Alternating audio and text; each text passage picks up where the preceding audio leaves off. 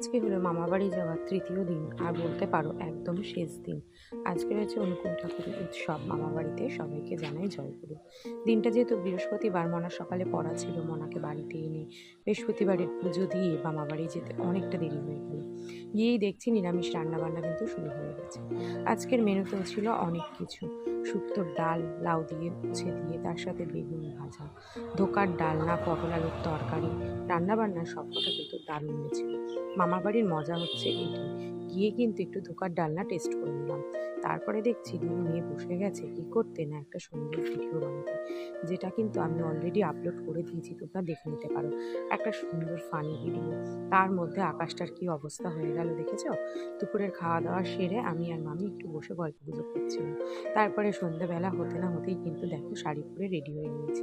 যেহেতু ঠাকুরের অনুষ্ঠানে শাড়ি তো একটু পরতেই হবে। আর মেয়েরা কিন্তু এদিকে সাজুগুজু করে আবারও বসে দাঁড়িয়ে পড়েছে একটা ভিডিও বানাতে। ওদিকে ছাদে গিয়ে দেখছি ঠাকুর তো এতো সাজানো মোটামুটি কমপ্লিট, কিন্তু বাইরের ওয়েদার খুবই খারাপ। তাই দেখে আমরা ভীষণ চিন্তায় পড়েছিলাম যে লোকজন কী করে আসবে না আসবে।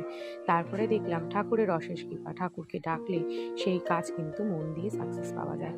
তো যাই হোক, লোকজন সবাই চলে এসছে, আর বৃষ্টিটাও একটু ধরে এসেছিল। ঠাকুরের অনুষ্ঠানটা বেশ ভালোভাবেই কাটলো, সবাই সবার বক্তৃতা রাখলো, এবং আজকের দিনটা বেশ ভালোভাবেই কাটলো। ভিডিওটা তোমাদের কেমন লাগলো একটা কমেন্ট করে জানাতে কিন্তু কেউ একদম ভুলো না।